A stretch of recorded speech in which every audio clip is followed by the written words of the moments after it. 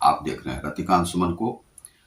और आज हमारा जो विषय है वह है भारत में जो अपराध की जो परिपाटी है, प्रणाली है, वह क्यों इस प्रकार से पनपती है, लोग इतने अपराध क्यों करते हैं और अपराधी कैसे बन जाते हैं। उसी विषय पर आज हम चर्चा करेंगे। और यह थोड़ा वीडियो बड़ा हो सकता है, लेकिन चूंकि अपराध की बात है, हिंसा की बात है और लोगों को समझाने की बात है, यदि आपको यह लगे कि कुछ अपराधियों को समझने में और अपराध को कम करने में यह वीडियो कुछ समाज का मदद करता है, तो आप सब्सक्राइब करें, लाइक और शेयर भी करें। क्राइम सच पर मैं हूं रतिकांत सुमन। बहुत सारे जो जीवन में उठाव और गिराव आए और जो देखा मैंने जीवन में अनुभव किया, उससे मुझे महसूस हुआ कि यह जो क्राइम है यह भारत में क्यों पनपता है। भारत का क्राइम स्टाइल अलग है और विश्व का जो क्राइम स्टाइल है वह अलग है, और ऐसा क्यों है, उसी विषय में हम लोग आज चर्चा करेंगे। तो भारत में जो अभी तक सबसे बड़े बड़े माफिया तत्व हुए हैं, उनमें है, मान लीजिए कि नाम जो आता है वह है हाजी मस्तान का नाम आता है, और मुदलियार का नाम आता है। उसके बाद जो है आपको डॉन जो है दाऊद इब्राहिम का नाम आता है, बबलू श्रीवास्तव का नाम आता है, अतीक अहमद का नाम आता है। और ये सभी जो है क्रिमिनल्स हैं, और ये धर्म के साथ पनपने वाले जो क्रिमिनल्स हैं। ये बबलू श्रीवास्तव को इससे अलग किया जा सकता है, क्योंकि इस प्रकार का क्रिमिनल उसने क्राइम नहीं किया। लेकिन जो अन्य जो हैं वह आतंकियों के साथ, आतंकवादियों के साथ मिलकर के देश में एक क्राइम को इस प्रकार से जन्म दिया कि जो संगठित अपराध है वह भारत में बढ़ता चला गया। और भारत को संगठित अपराध में धकेलने वाला जो है वह हाजी मस्तान का नाम आता है, और दूसरा नाम आता है आपको यह दाऊद इब्राहिम का। और पाकिस्तान से भी आतंक को संपोषित और संरक्षित किया जाता है, उसका भी नाम आता है इसमें कि वह अपराध को भारत में बढ़ाने में वह एक पैरेलल भूमिका जो है सो निभाता है यहाँ पर। तो इसमें जो दाऊद इब्राहिम का नाम आता है, दाऊद इब्राहिम एक ऐसा शख्स है जो कि हाजी मस्तान के साथ साथ हाजी मस्तान से उम्र में छोटा है। 1955 में उसका जन्म हुआ है, और वह है 26 दिसंबर को उसका जन्म हुआ है। खेड़ एक मुंबई में इलाका है जहां पर कि उसका जन्म हुआ है, और वह स्थान इस प्रकार से है कि डोंगरी के राजा के रूप में उसे जाना जाता है। और उसके पिता जो थे वह इब्राहिम कास्कर थे, और मदर जो है अमीना बी के नाम से जानी जाती है। 1955 में उसका जन्म होता है, और जो कुछ भी पढ़ा लिखा, और उसके पिता जो हैं यहाँ पर एक पुलिस के हेड कांस्टेबल के रूप में काम करते थे। एक हेड कांस्टेबल के रूप में काम करने वाला जो व्यक्ति है वह किस प्रकार से उसका जो सुपुत्र है, जो भारत के देश में एक संविधान के साथ उसे चलकर के भारत के विकास में योगदान करना चाहिए था, उस पुलिस का हेड कांस्टेबल का जो सुपुत्र है वह दाऊद इब्राहिम एक इस प्रकार से संगठित अपराध को करने वाला बन गया। जब उसे हम गूगल पर सर्च करते हैं तो वह क्या निकल के आता है, तो उसे हम आपको दिखाना चाहते हैं। तो गूगल में क्या कहा जाता है इब्राहिम के बारे में, दाऊद इब्राहिम के बारे में, तो वह आपको देखना आवश्यक है। दाऊद इब्राहिम के बारे में जो उसकी जो लाइफ हिस्ट्री है वह किस प्रकार की है, यह विकिपीडिया पर भी आपको मिल जाएगा। यह कहता है कि Dawood Ibrahim born 26th December 1955, is an Indian mafia gangster.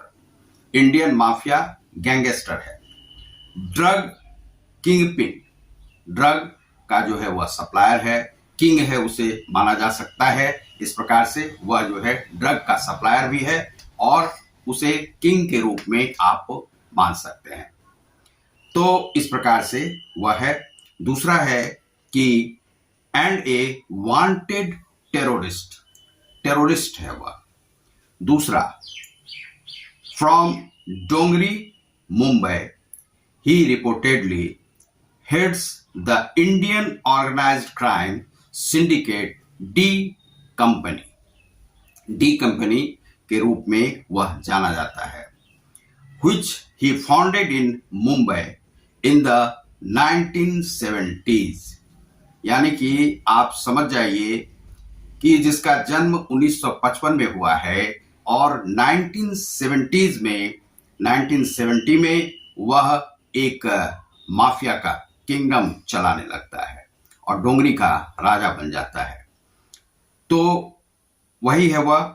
और Ibrahim is wanted on charges including murder, murder का है, एक्सटॉर्शन का है, टारगेटेड किलिंग, टारगेटेड किस पर टारगेट किया जा रहा है और वह कहां से रिपोर्ट किया जाता है और उसे किसे कहा जाता है मारने के लिए, उसके आका कौन है यह भी बताना जो है असंभव है।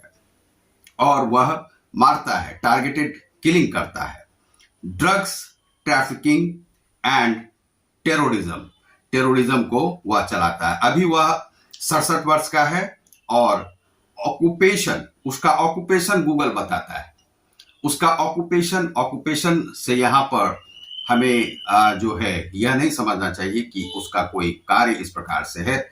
यह संगठित अपराध का कार्य है जिसे कि गूगल बताता है कि गैंगस्टर है वह और क्रिमिनल ड्रग किंगपिन है। उसके बाद years active 1976 present organisation D company है उसका। छोटा राजन जो है उसके साथ चलने वाला है और अली बुदेश और एजाज लकड़ावाला और अरुण गवली भी उसके साथ था। उसके बाद है कि रिलेटिव्स में सबीर इब्राहिम कास्कर ब्रदर है और क्रिमिनल चार्जेस है organised crime, drugs, trafficking, extortion, targeted killing, terrorism और burglary.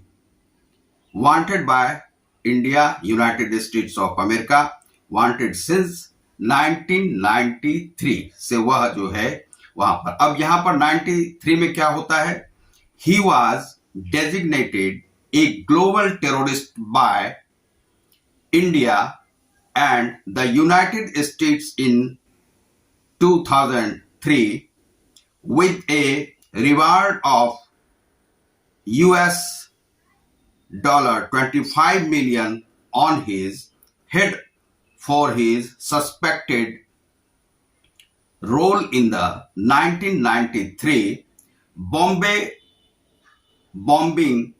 In 2011, he was named number 3 on the world's 10th most wanted fugitives बदमाश है वह, by the US Federal Bureau of Investigations and Forbes. Recently, the Pakistani government listed Dawood and 87 others in its sanction list in order to avoid FATF sanctions. He has been reported to live in Karachi, Pakistan, through the government of Pakistan denied it in 2020. The Indian government sold off Dawood's 6 properties in his ancestral village in Ratnagiri district in coastal Konkan in Maharashtra. Maharashtra में 6 उसकी संपत्ति को जो है जब्त करने के order दिए गए हैं। यह है इसका लाइफ हिस्ट्री। तो यह जो दाऊद इब्राहिम है, दाऊद इब्राहिम एक संगठित अपराध का महाजनक माना जाता है और उसने भारत को संगठित अपराध में धकेला और भारत इस प्रकार से चला गया कि उसके साथ जितने भी गैंगस्टर थे उसके साथ आए। आज वह एक आतंकवादी बन गया है।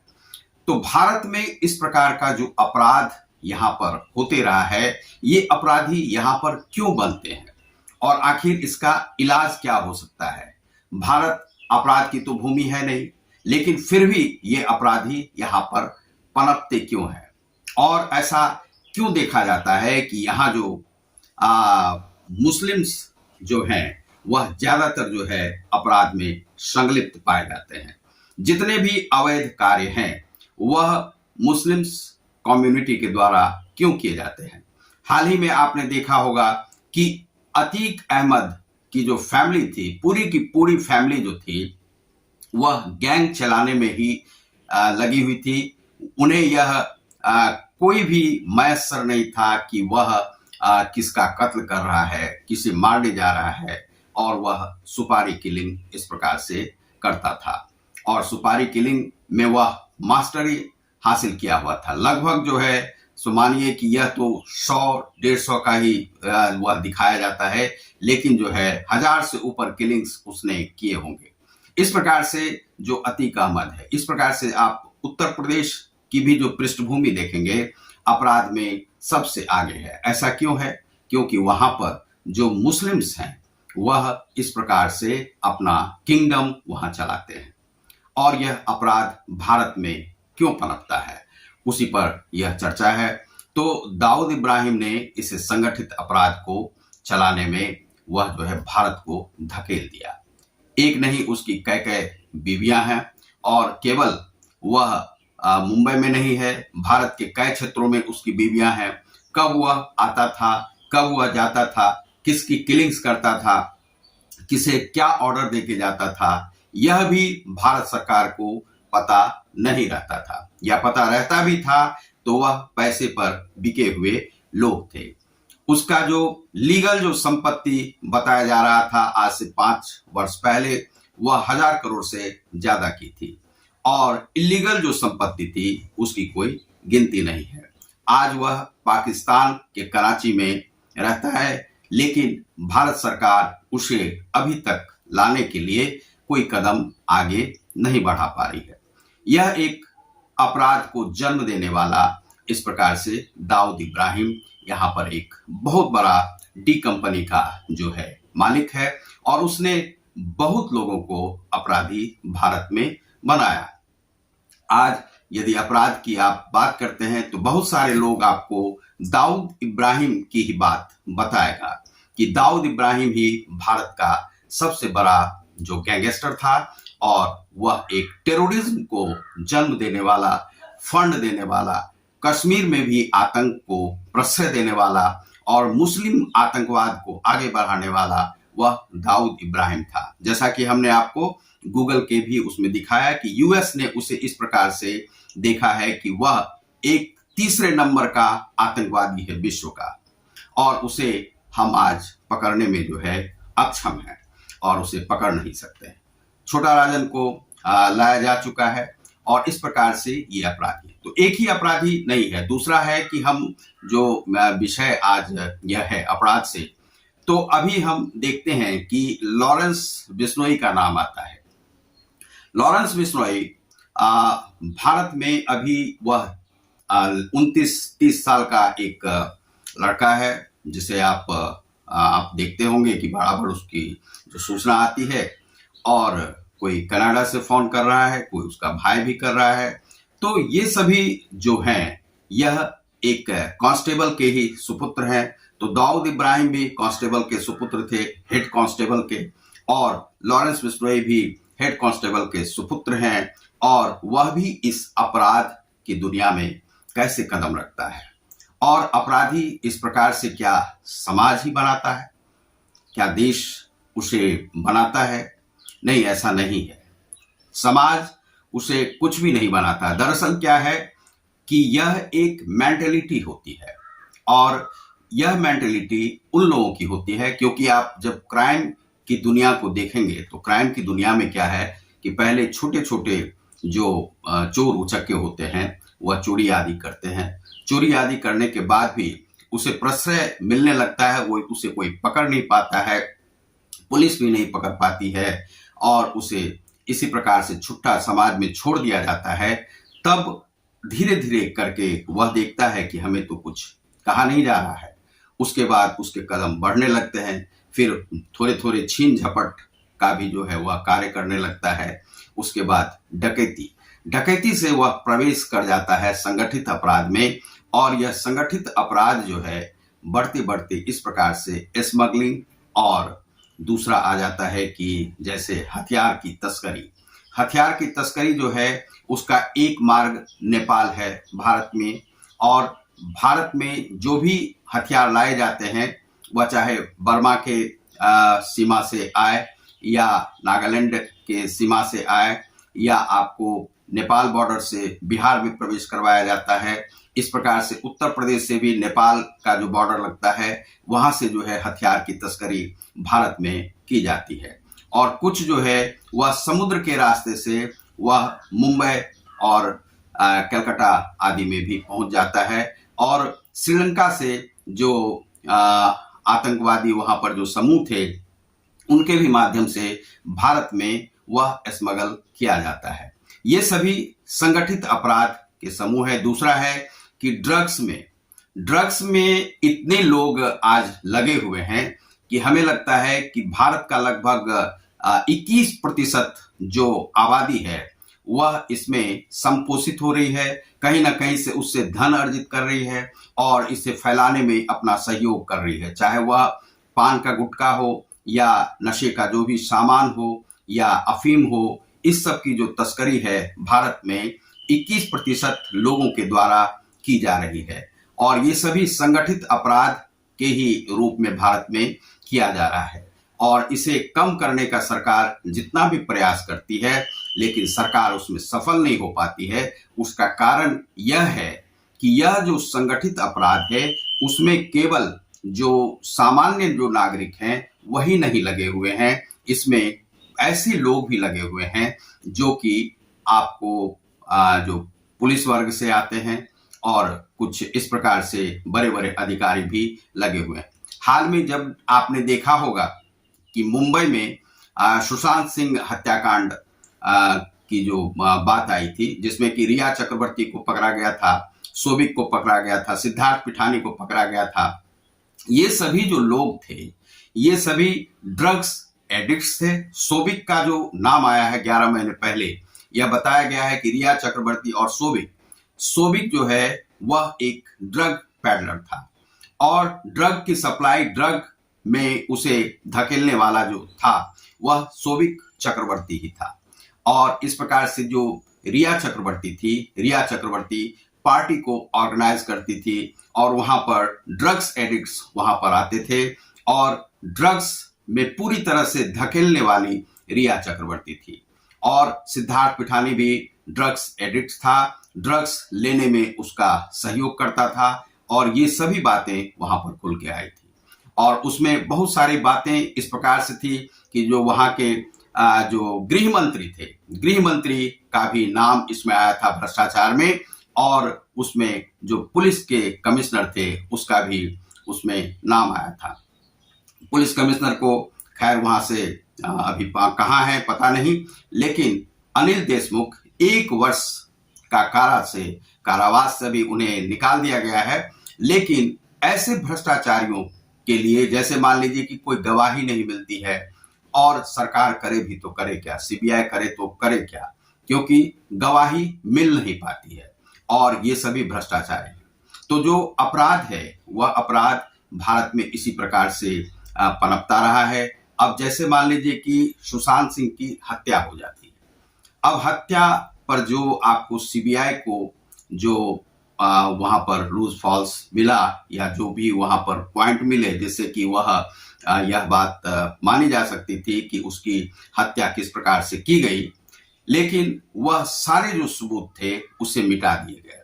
अब इसमें पुलिस भी इन्वॉल्व थी, जिस कारण से पुलिस के कमिश्नर तक को हटाना पड़ा था। अब मान लीजिए कि गृह मंत्री ही जहां पर अपराधी हो जाए तो वहां पर पुलिस क्या करेगी? यह भी एक अपराध है।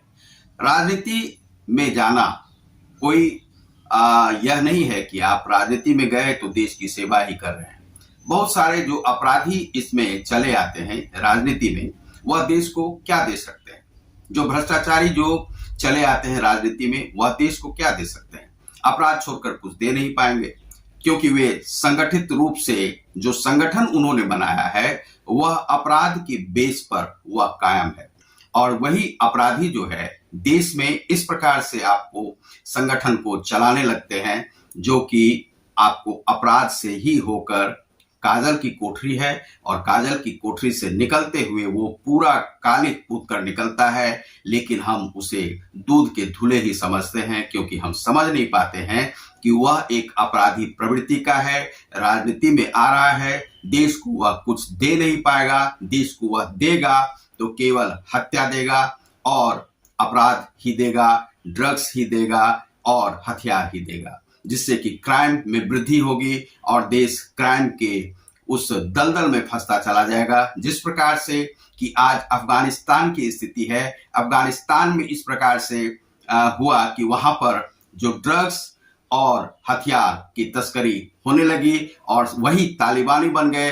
वे धर्म की भी बात करते हैं और हथियार की भी बात करते हैं, महिलाओं के विकास की बात नहीं करते हैं। इसी प्रकार से देश को धकेला जाता है। आज जो पाकिस्तान की स्थिति है, पाकिस्तान की ऐसी स्थिति है कि पाकिस्तान में अपराध और जो आतंक और ड्रग्स, ये सभी पैरेलल रूप में एक साथ चल रहे हैं, और आने वाले समय में ऐसा हो सकता है कि पाकिस्तान की भी स्थिति वहां पर जो अफगानिस्तान जैसी हो जाए, जो कि आतंक को संपोषित करेगा। तो ऐसा नहीं है कि आग केवल भारत को ही जलाएगा।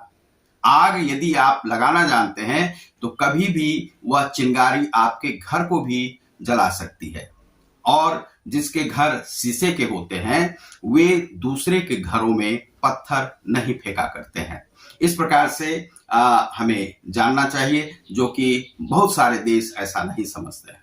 बहुत सारे देशों में इसी प्रकार से जो एक संपोषित अपराध चलाया जाता है, जो कि आतंक को, आतंकवाद को संपोषित करता है, और वे इस प्रकार से कार्य करते हैं कि जैसे मान लीजिए कि पैरेलल वे आतंकवाद को चला रहे हैं। अब किसी देश में मान लीजिए कि ड्रग्स का विरोध किया जाता है, तो वहां के जो सैनिक हैं या पुलिस के जो कमांडर हैं, बहुत बड़े अफसर हैं, उन्हें वे लोग टारगेट करते हैं और इस प्रकार से टारगेटेड किलिंग की जाती है। इसी प्रकार का टारगेटेड किलिंग जो है दाऊद इब्राहिम भी भारत में करता था और करवाता था। इस प्रकार के बहुत सारे लोग हैं। तो भारत में जो यह अपराध को संपोषित किया जाता है, यह अपराध यहाँ पर इसी प्रकार से आता है। निचले पायदान पे जो पहले चोरी और छीन छोर आदि होता है, उसके बाद डकैती। डकैती क्या है कि वह आप 10 लोगों का ग्रुप होता है, किसी एक घर में चले गए, वहां पर 4, 5, 10 लोग ही होंगे और वहां पर 50 लोग यदि पहुंच गया तो उसी समाज के लोग रहते हैं जो क्रिमिनल्स ब्रेन के रहते हैं, और उन्हें सूचना मिलती है कि इसके यहाँ यह पैसा है, इसके यहाँ यह धन है, या इसके यहाँ सोना है। और उसमें बहुत सारे मामलों में ऐसा ही पाया गया है कि उसके घर का ही भेदिया जो है श्रीलंका को ढाहता है, या तो उसमें पड़ोसी का हाथ मिलता है, या उसमें जो घर में काम करने वाला जो नौकर चाकर होता है उसी का हाथ मिलता है, और वे डकैती वहां पर हो जाती है। और डकैती का जो धन है वह वापस कभी भी पुलिस ला नहीं पाती है, क्योंकि डकैतों को पकड़ नहीं पाती है। अब कुछ लोग जो डकैत आदि होते हैं वह राजनेताओं का संरक्षण भी पा जाते हैं।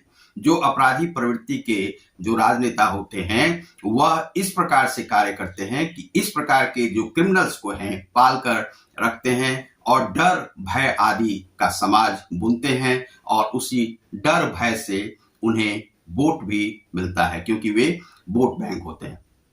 आपने हाल में सुना होगा कि भारत में जो सीमावर्ती जो इलाके हैं उसमें बांग्लादेशियों की और जो इस प्रकार के जो मुस्लिम्स कम्युनिटी के हैं वे भारत में शिफ्ट कर गए हैं और उन्हें इस प्रकार का परिचय पत्र तक मिल गया है, जिन्हें वोट देने का अधिकार तक मिल गया है और उन्हें आधार कार्ड तक भी उसके बना दिए गए।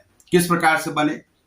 या तो पैसे के बल पर, या राजनेताओं के बल पर, या अधिकारियों को खरीदकर, या विदेशी फंडिंग के माध्यम से उन अधिकारियों को खरीद लिया गया, राजनेताओं के द्वारा उसे संपोषित किया गया और उसके आईडी बन गए और आपको आधार कार्ड तक बन गए। और वे सीमावर्ती इलाके में इस प्रकार से रहते हैं कि वहां पर जो हिंदू कम्युनिटी के लोग होते हैं प्राय वे शांत प्रवृत्ति के होते हैं, शांति चाहते हैं, वे अपने परिवार को चलाना चाहते हैं। उन लोगों पर वे दबाव डालते हैं, डर के साथ वे अपना एक संगठन को उस पर दबाव डालने के लिए, प्रेशर डालने के लिए, डर भय की जो है वहां पर वातावरण को क्रिएट करते हैं और इस प्रकार से उन लोगों को उन स्थानों से भगा देते हैं। यही आपने कुछ सुना होगा कि उत्तर प्रदेश में इस प्रकार की घटनाएं अनेक घटी, जहां से कि बहुत सारे गांवों से हिंदुओं का पलायन हो गया, मुस्लिमों ने उनके घरों को खरीद लिया क्योंकि रहने लायक वहां पर वातावरण नहीं रहने दिया गया।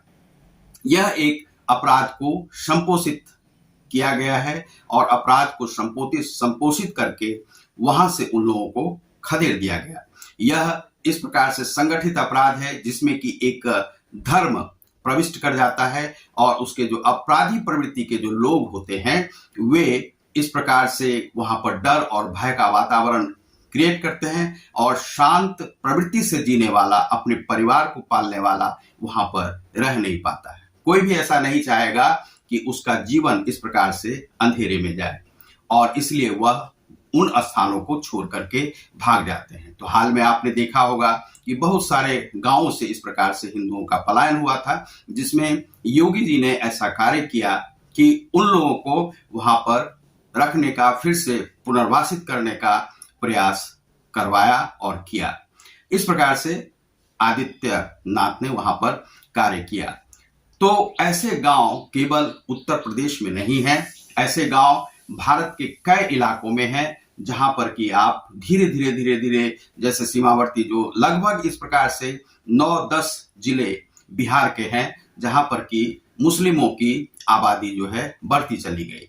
सरकार उसे रोकने में अक्षम रही, चाहे भारत सरकार हो, बिहार सरकार हो, क्योंकि उसे राजनीति के माध्यम से संपोषित पहली की गवर्नमेंट ने करने का प्रयास किया था, जिसमें कि कांग्रेस का नाम आता है और कांग्रेस के बहुत सारे लोगों ने मुस्लिमों की आबादी को बढ़ाने में यहाँ पर कार्य किया है।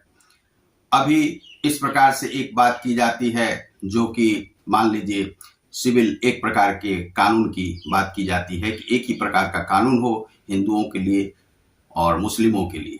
यह आवश्यक है इसलिए क्योंकि जैसे मान लीजिए कि आप जैसे इस्लाम को या मुस्लिम को घुसा देते हैं बाहर से, वे तो विदेशी हैं, भारत में आएंगे, भारत में आकर के उन्हें दया माया तो रहेगा नहीं, वे किसी को पहचानते नहीं हैं और सभी उनके लिए अननोन हैं और दूसरे देश के हैं और वे उन लोगों को धीरे धीरे खदेड़ते जाएंगे, वहां पर चोरी करेंगे, छीन छोड़ करेंगे, मर्डर करेंगे, इस प्रकार से एक्सटॉर्शन आदि होगा और इस प्रकार से उन गांवों से लोग भागते जाएंगे। लेकिन वही जो सिमिलर जो कानून होगा तो उससे कुछ ना कुछ जो फर्क जो है देश में अपराध को कम करने में वह एक अच्छी भूमिका निभा सकता है।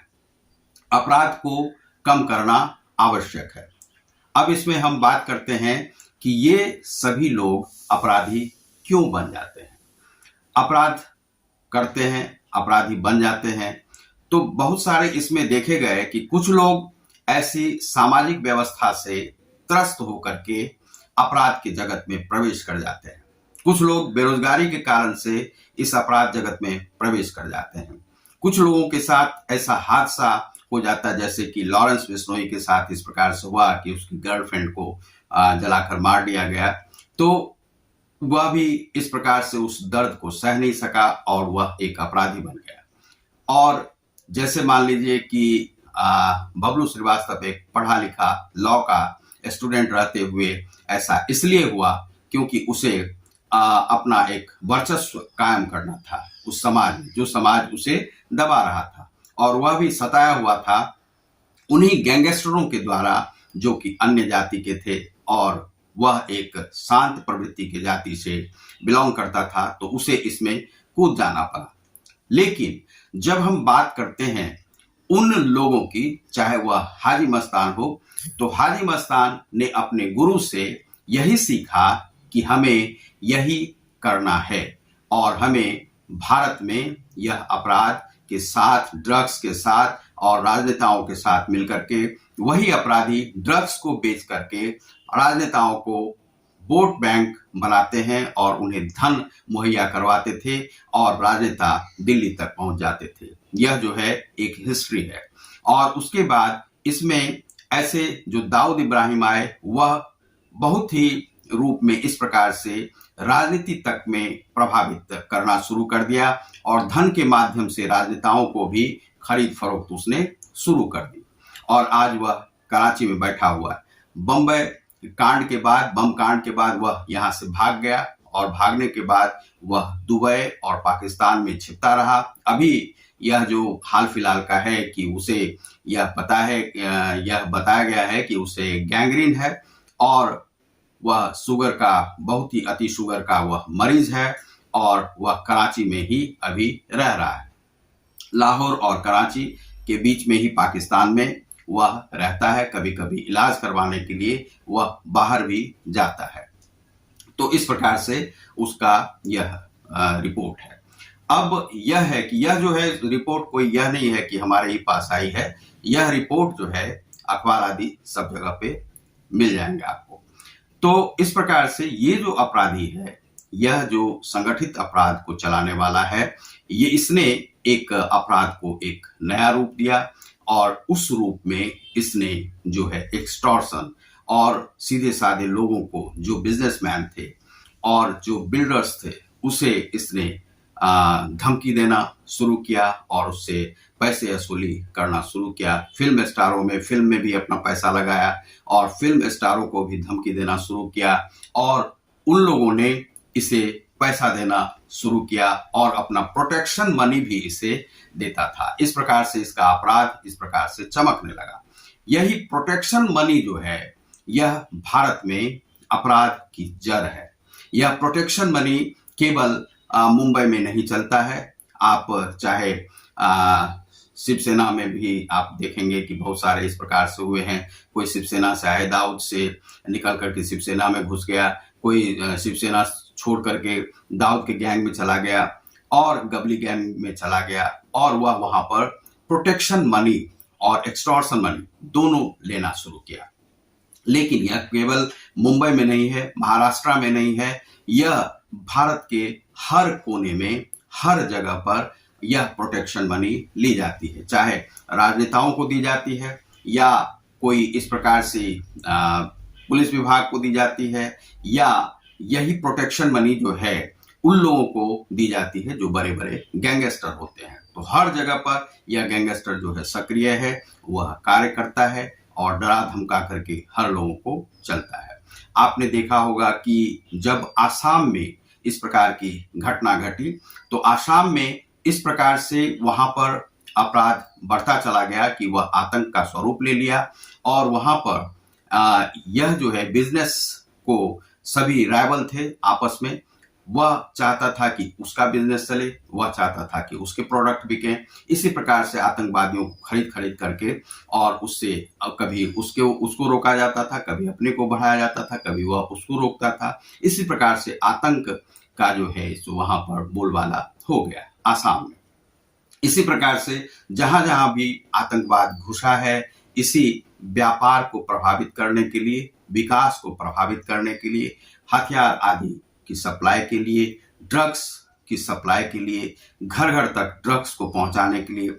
आप कश्मीर को देखेंगे, वह धर्म से जुड़ा हुआ मामला नहीं है, वह ड्रग्स से जुड़ा हुआ मामला है, धर्म से जुड़ा हुआ भी मामला है, जहां पर कि वह चाहते थे कि हिंदू नहीं रहे, क्योंकि हिंदू जो हैं ज्यादातर ड्रग्स एडिक्ट्स नहीं होते हैं। लेकिन जो मुस्लिम है उसकी कमाई का जो जरिया था वह ड्रग्स ही था। लेकिन फिर से सरकार ने उसे सुचारू रूप से चलाने का प्रयास किया है, तो यह हो सकता है कि कश्मीर की स्थिति सुधर जाए। तो आज हम लोग देखते हैं कि जैसे मान लीजिए कि यह अपराध जो है भारत में इस प्रकार से पनपता है, जहां पर कि संगठित अपराध। दूसरा है कि अभी जैसे बिहार में मान लीजिए कि यहाँ पर नशाखोरी बंद है, शराब आदि बंद है, सरकार ने कर रखा है, लेकिन ऐसा आप कह नहीं सकते हैं कि यहाँ पर पूरी तरह से शराब बंद है, क्योंकि उसे हरियाणा पंजाब से लाया जाता है, चाहे वह ट्रेन के माध्यम से हो। हाल ही में हमने देखा कि रेलगाड़ी से वह 2022 जो है उसके जो कोच इंचार्ज था वह सहरसा के ट्रेन में वह पकड़ा गया। अमृतसर से वह ट्रेन आ रही थी और उसके पास 20-22 लीटर के आसपास वह शराब मिला। वह नियमित रूप से वह शराब लाता था, सहरसा में किसी व्यापारी को देता था, वह महंगे दाम में उसे बेचता था। तो यहाँ पर पूरी तरह से बंद नहीं, लेकिन पुलिस ने उसे पकड़ लिया और उसे पता चला तो उसे पकड़ लिया गया। इस प्रकार से जो यह सप्लाई चेन जो है इसकी बनी हुई है और भारत के अन्य जगहों पर केवल शराब ही नहीं आता है, यह ड्रग्स में चाहे अफीम हो और यह सब भी सप्लाई होता है। ड्रग्स के जितने भी हैं, कोकीन आदि, यह सब भी सप्लाई होता है। तो यह जो है ज्यादातर पंजाब के रास्ते से जो पाकिस्तान से भेजा जाता है, दूसरा अफगानिस्तान के रास्ते से पंजाब में भेजा जाता है, क्योंकि वहां से बॉर्डर जो है अफगानिस्तान का बहुत दूर नहीं है, वह नजदीक ही है। इसी प्रकार से नेपाल के रास्ते से भी भारत में वह ड्रग्स जो है सो प्रवेश कर जाता है। तो यहाँ पर इस प्रकार से ड्रग्स आते हैं। तो ये ड्रग्स के रैकेट में बहुत सारे अपराधी यहाँ पर लगे हुए हैं भारत में। तो यह एक अपराध का चेन है और वही अपराधी जो हैं सो आगे बढ़ करके इस प्रकार से एक्सटॉर्शन और मर्डर आदि के कामों में भी लगे हुए हैं। तो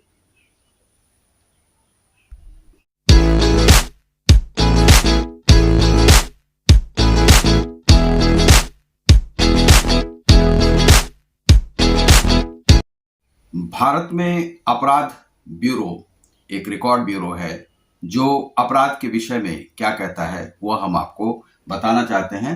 यह गूगल के माध्यम से आपको मिल जाएगा और जब आप उसके साइट पर जाएंगे तो मिल जाएगा। भारत में अपराध, राष्ट्रीय अपराध रिकॉर्ड ब्यूरो द्वारा निकाले जाने वाला यह सबसे पुराना एवं प्रतिष्ठित प्रकाशन है।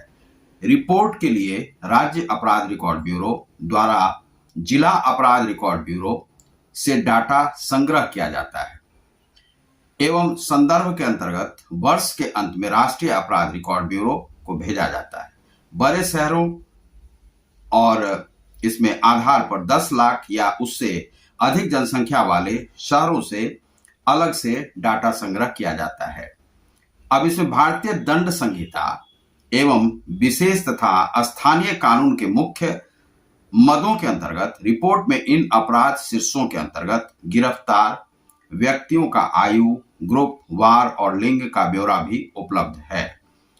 मुख्य क्षेत्र पुलिस सामर्थ्य, व्यय एवं अवसंरचना के लिए एक पूर्ण अध्याय समर्पित किया गया है।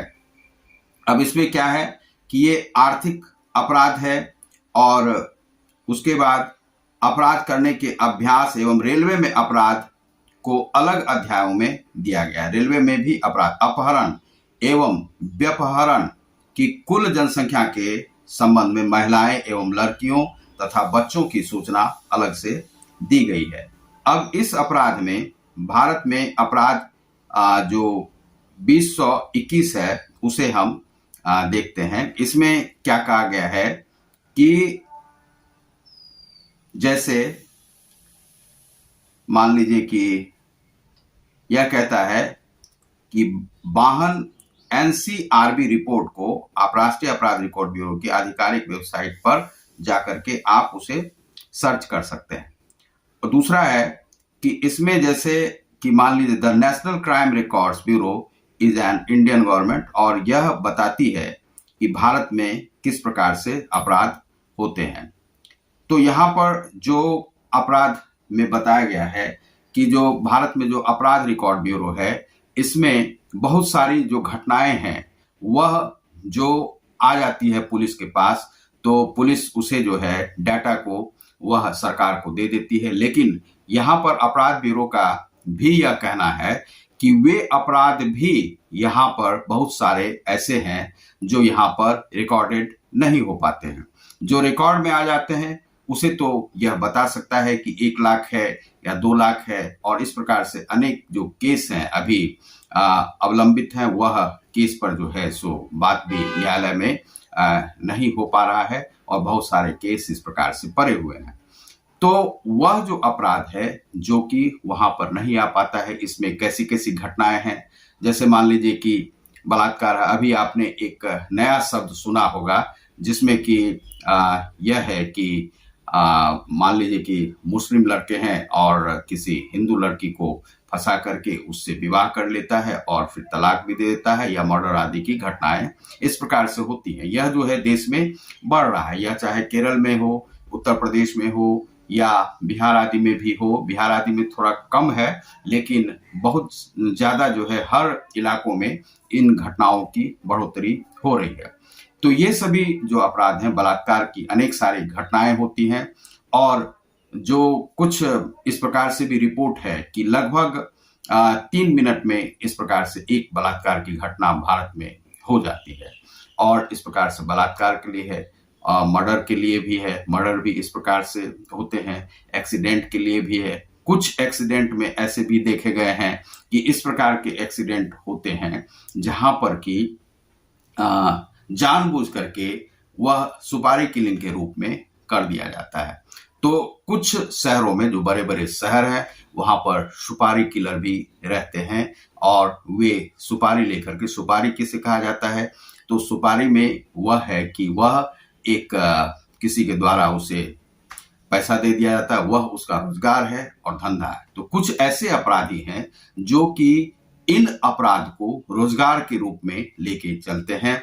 ऐसे बहुत सारे लोग देश में उभर करके आ रहे हैं, उन्हें समाप्त करना बहुत ही आवश्यक है, क्योंकि अपराध जो है कभी भी रोजगार नहीं हो सकता है।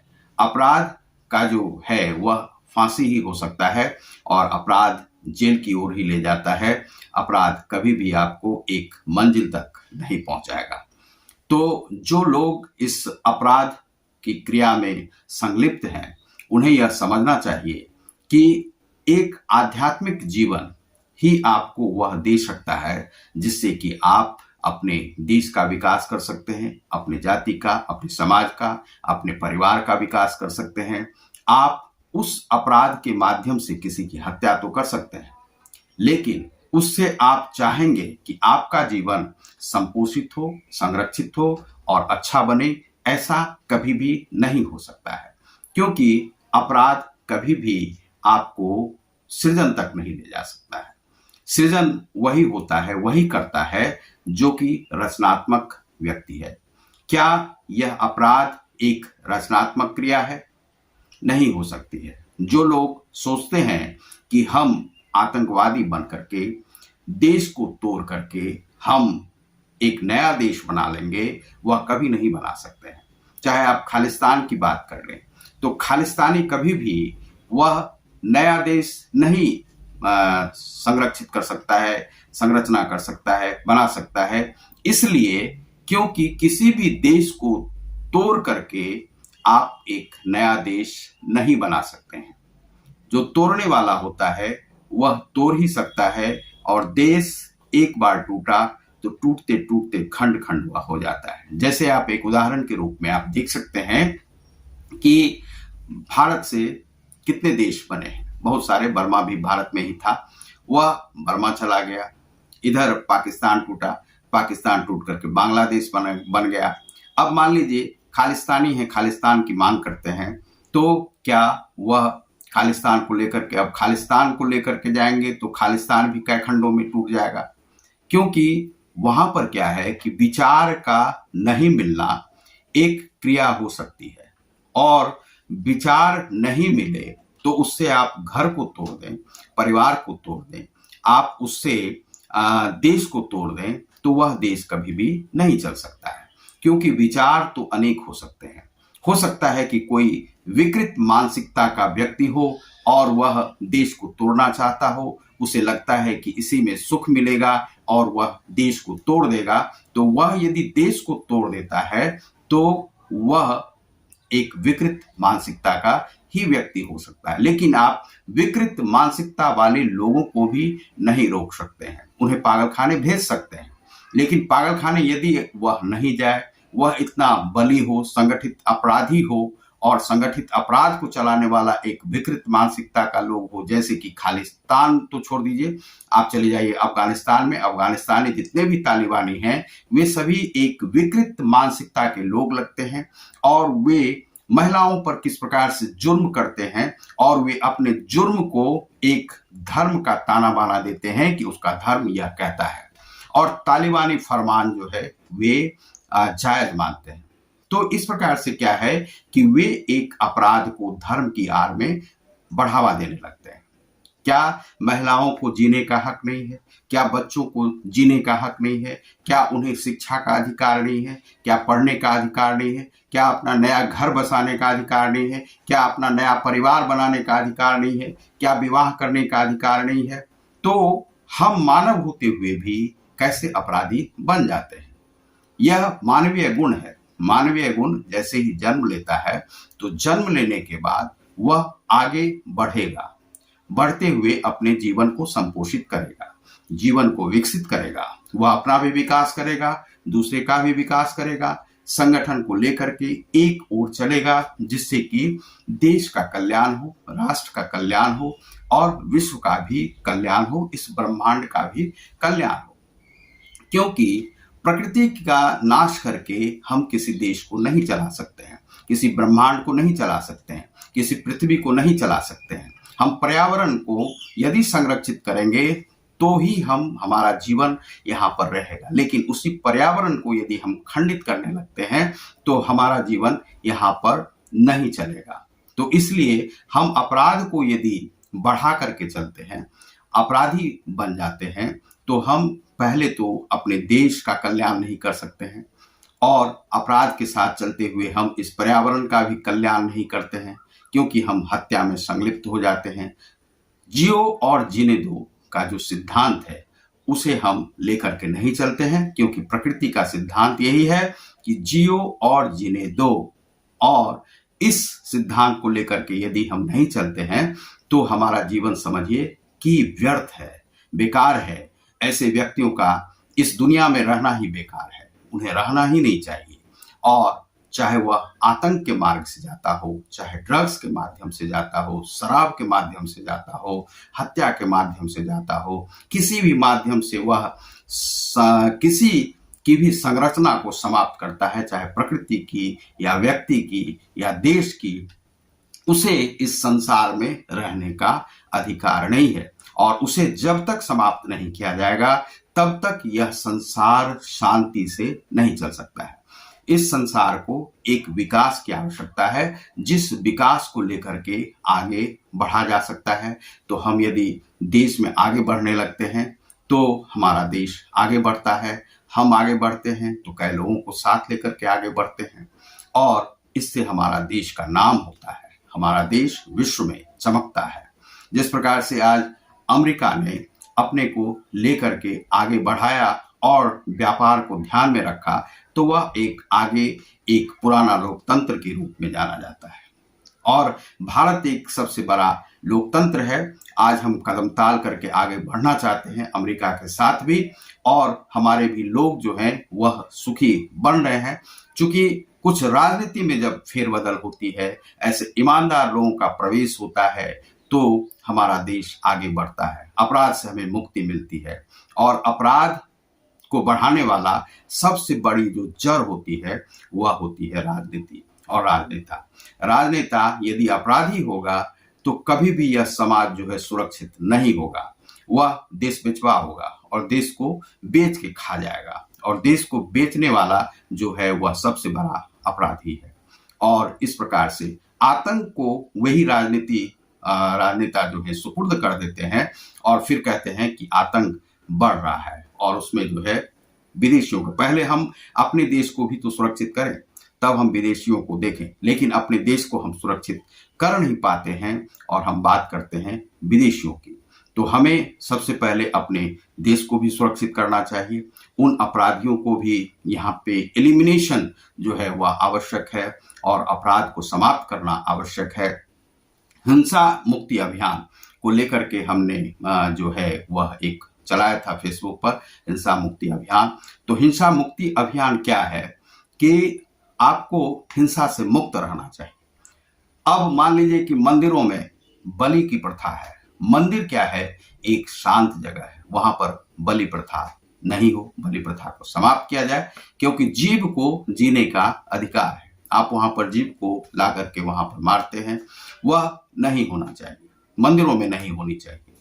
दूसरा है कि हम दूसरे धर्मों की बात नहीं करते हैं, वे चूंकि हम अपने धर्म की बात कर सकते हैं, तो वहां पर है बलि प्रथा, वह नहीं होनी चाहिए। हिंसा मुक्ति, जो लोग हिंसा में लगे हुए हैं, चाहे वे नक्सली हो या किसी भी प्रकार के अपराधी हैं और उनका जो रोजगार बना लिया है उसने हिंसा को और सुपारी किलिंग वगैरह करते हैं, उन लोगों को हिंसा से मुक्ति की ओर आना चाहिए। उन्हें अपराध का रास्ता छोड़ देना चाहिए।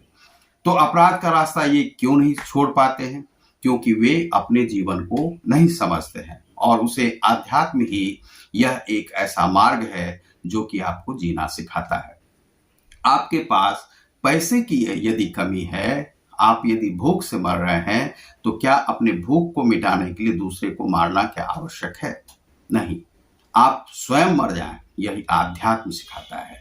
स्वयं आप कष्ट झेल सकते हैं, दूसरे को कष्ट देने की आपको आवश्यकता नहीं है। यही है प्रकृति और प्रकृति का नियम, प्रकृतिवाद, और यही है मानवतावाद। और यही मानवतावाद को लेकर के एक व्यक्ति को चलना चाहिए और वही भारतीय चलता है। लेकिन जो भारतीय नहीं है और भारतीय है, वह अपराध को लेकर के चलता है और वह अपराध को भारत में भी धकेलता है। आज तक जो भारत में आतताई आए हैं, वे आतताई अपराधी थे भारत के लिए, भारत के जनगण के लिए अपराधी थे और भारत को उन्होंने जो है इस प्रकार से समाप्त करने का प्रयास किया कि भारतीयता को मिटाने का प्रयास किया, सनातन धर्म को मिटाने का प्रयास किया, हिंदू धर्म को मिटाने का प्रयास किया। लेकिन हिंदू धर्म है, कोई तो बात है कि हस्ती मिटती नहीं, हमारी हस्ती को कोई मिटा नहीं सकता है।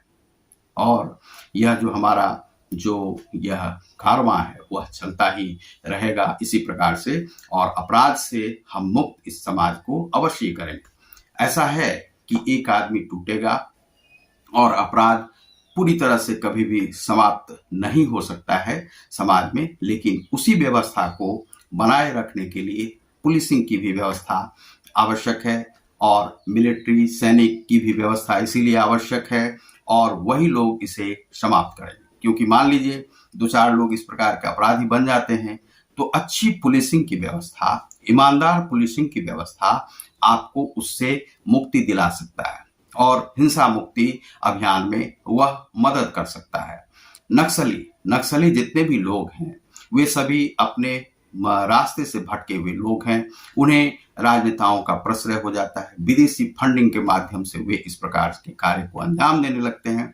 पहले था कि नक्सल किसी वाद के लिए निकला था, जमींदारों के खिलाफ एक आंदोलन था, लेकिन वह बाद में इस प्रकार से एक रोजगार के रूप में आ गया। हथियार उठाओ, पैसा इस प्रकार से तनख्वाह मिलेगी और वहां पर एक्सटॉर्शन मनी आएगा। एक्सटॉर्शन मनी के आधार पर तुम्हारा घर चलेगा और तुम्हारे लिए वह रोजगार हो गया। इसी प्रकार से सुपारी किलिंग जो है रोजगार नहीं हो सकता है। किलिंग करके यदि आप अपने घर को संपोषित करते हैं तो आपके बच्चे बुजुर्ग सब जो है पाप में जो है जाएंगे। कुछ लोग हैं कि जो पापवाद को नहीं मानते हैं, पाप को नहीं मानते हैं, पुण्य को नहीं मानते हैं। वह कहते हैं कि ये सभी जो ब्राह्मणों के द्वारा, सनातनियों के द्वारा एक ढकोसला है। यह वास्तव में कोई ढकोसला नहीं है। पाप तो आप इसी प्रकार से करते हैं, यदि आपके कर्म ही गलत होंगे तो पाप तो आपसे होगा। और वही रास्ता यदि पाप की ओर जाता है तो जहां पर आगे में खाई है, कुआं है, वहां पर आप गिरेंगे ही, क्योंकि वह पाप का रास्ता है, ले जा रहा है, आपको अंधे बन गए हैं। पाप जो है आपको अंधा बना देता है और अंधा बनने के बाद आप उसी खाई में गिरेंगे, उसी में ढकेले जाएंगे और आप वहां पर मृत्यु आपकी निश्चित है और पाप पंख में धकेले जाएंगे। तो कुछ लोग मानते हैं कि पाप नहीं होता है। वे सभी स्वार्थी लोग होते हैं जो स्वार्थ की बात करते हैं, अपने रोजगार की बात करते हैं, दूसरे के रोजगार की बात नहीं करते। वे नहीं मानते हैं कि यह देश किस प्रकार से विकसित होगा, यह देश किस प्रकार से आगे बढ़ेगा। वे अपराध को सही मानते हैं। हमें कुछ लोग इस प्रकार के भी मिले जो कि बड़े बड़े अपराध और इस प्रकार से संगठित अपराध को जन्म देना चाहते थे, एक ग्रुप को बना के इस प्रकार से राजनीति करना चाहते थे। ऐसे भी लोग बहुत सारे हुए हैं जो अपने चेहरे पर सीधापन का जो है नकाब ओढ़े रहते थे और गलत गलत कर्मों में लगना चाहते थे या लगे हुए थे। उन लोगों को इनसे मुक्ति कैसे मिल सकती है? वे लोग हमेशा चाहते हैं कि वे लोग बताते थे कि आप अपने 7 घरों को छोड़ें और वहां पर अपराध नहीं करें, लेकिन 7 घर जो पड़ोसी है उनको छोड़ करके बाहर में अपराध करें। लेकिन इस प्रकार के जो लोग यह कहते हैं कि आप अपने घरों में अपराध नहीं करें, दूसरे के घरों में करें, तो वह क्या है? वह अपराधी नहीं है। अपराध है क्या? आप दूसरों के प्रति आपके पास मानवता नहीं है, मानवीयता नहीं है और कोई मानविकी नहीं है। आप सोचते नहीं हैं कि वह व्यक्ति सबको जियो और जीने दो का अधिकार है। आप केवल अपने खाने की बात करते हैं, दूसरे के खाने की बात नहीं करते हैं। दूसरा का भी रोजगार चले, दूसरे को का भी कुछ कार्य चले, वह नहीं समझते। केवल आप ही के पास धन धन धन आए। भ्रष्टाचार की जननी क्या है? भ्रष्टाचार सबसे बड़ा अपराध है। राजनीति में भ्रष्टाचार यदि होगा तो अपराधी कभी भी अपराध से यह देश मुक्त नहीं होगा और भ्रष्टाचार ही अपराध की जननी है। यदि देश से अपराध को समाप्त करना है तो इस भ्रष्टाचार को समाप्त करना होगा, उन भ्रष्टाचारी नेताओं को समाप्त करना होगा, उन राजनीति में रहने वाले ऐसे भ्रष्टाचारियों को समाप्त करना होगा जो कि कभी भी राजनीति में प्रवेश कर ही नहीं पाए। उन्हें संविधान निर्माताओं के रूप में नहीं लिया जाए, कभी भी संसद भवन तक प्रवेश नहीं करने दिया जाए, जो कि अपराधी प्रवृत्ति के लोग हैं। और अपराधी प्रवृत्ति के लोग जो भ्रष्टाचारी, पहले तो वे भ्रष्टाचारी रहते हैं और वे भ्रष्टाचार के माध्यम से पनपने देते हैं अपराध को। हिंसा में लगे हुए लोग, उनको वो प्रश्रय देते हैं और पैसा अपने पास आता है। यह माफिया क्या है? माफिया तत्व जो है वह पैसा फंडिंग करते हैं राजनीति को और वे फंड्स के माध्यम से उनके जो भी क्राइम होते हैं उन्हें छोड़ते जाते हैं। आपने अभी हाल फिलहाल में एक घटना मध्य प्रदेश में देखी होगी कि किस प्रकार से एक आदिवासी जो व्यक्ति है उसके ऊपर एक व्यक्ति पेशाब कर रहा है। अब कोई शुक्ला नाम का यह व्यक्ति है, वह बताया जाता है कि भाजपा का कार्यकर्ता है छोटा सा, लेकिन भाजपा का कार्यकर्ता वह बन गया। हो सकता है कांग्रेस का कार्यकर्ता हो पहले, फिर भाजपा में आया हो, उसके आलीशान मकान है, उसे कुछ गिराया गया, फिर उसे जो है उस व्यक्ति को बिठा करके उसके पैर धो करके शिवराज सिंह ने वहां पर जो है एक मिसाल कायम की और उस आदिवासी को बताया कि आप हमारे संपूज्य हैं, आप पूजनीय हैं, जिसने भी यह कर्म किया उसे जेल की सलाखों में भेजा जाए। हो सकता है कि यह प्रचार तंत्र के कारण से ऐसा किया गया हो या एक आदिवासी समूह को अपनी ओर आकर्षित करने का, क्योंकि इलेक्शन भी है वहां पर, तो इस प्रकार से किया गया हो। लेकिन इस प्रकार से जो अपराध को पोषित नहीं किया जा सकता है। अब मान लीजिए कोई व्यक्ति है, वह भी मानव है, शुक्ला भी मानव है, एक ब्राह्मण है, एक आदिवासी है, लेकिन इसका अर्थ यह नहीं होता है कि ब्राह्मण को बहुत सारे अधिकार मिल जाते हैं और एक आदिवासी को अधिकार नहीं। वह भी भारत का नागरिक है, वह भले ही गरीब है, फिर भी उसके अधिकार उसी प्रकार से हैं जिस प्रकार से एक बड़ी जाति के व्यक्ति का अधिकार है। तो यह अधिकार उसके पास है और उसके मुख पर कोई पेशाब कर दे तो क्या यह एक अपराध नहीं है? यह भी अपराध है और यही संगठित अपराध भी हो सकता है, क्योंकि हो सकता था कि उसे देखा नहीं जाता और यदि वायरल नहीं होता, सोशल मीडिया नहीं होता, यूट्यूब नहीं होता तो वह वायरल नहीं होता, समाचार नहीं बनता तो वह अपराध कभी आपके सामने आता ही नहीं। इस प्रकार से बहुत सारी महिलाओं को बिहार आदि सब में भी देखा जाता है कि नंगा घुमा दिया जाता है। किसी को डायन कर्म में या कुछ, जब तक उसका कोई कर्म इस प्रकार से समाज के सामने नहीं आया तो आपको यह अधिकार नहीं है उसे डायन बता करके समाज में नंगा घुमा देने का। तो ये सभी क्या है कि एक अपराध को जन्म देते हैं। ये सभी भी अपराधी हैं, सामाजिक अपराधी हैं। ये सामाजिक अपराधियों को भी समाप्त करना है और ये भ्रष्टाचारी नेताओं के कारण से ऐसे लोग समाज में प्रश्रय पाते हैं। पुलिस केस नहीं बनने देते और पुलिस केस नहीं बनता है तो पुलिस भी कार्रवाई नहीं करता और पुलिस भी सोचती है कि हम थाने में अपने बैठे हुए हैं आराम से, कुछ पैसे आ रहे हैं, हम सुखी हैं, खुश हैं, तो वे कुछ करते ही नहीं। लेकिन यह क्या है, अपराध को जन्म देता है, अपराध इससे बढ़ता है। इन अपराधियों को जो है यहाँ पर, इन अपराधों को भारत में समाप्त किया जाना चाहिए।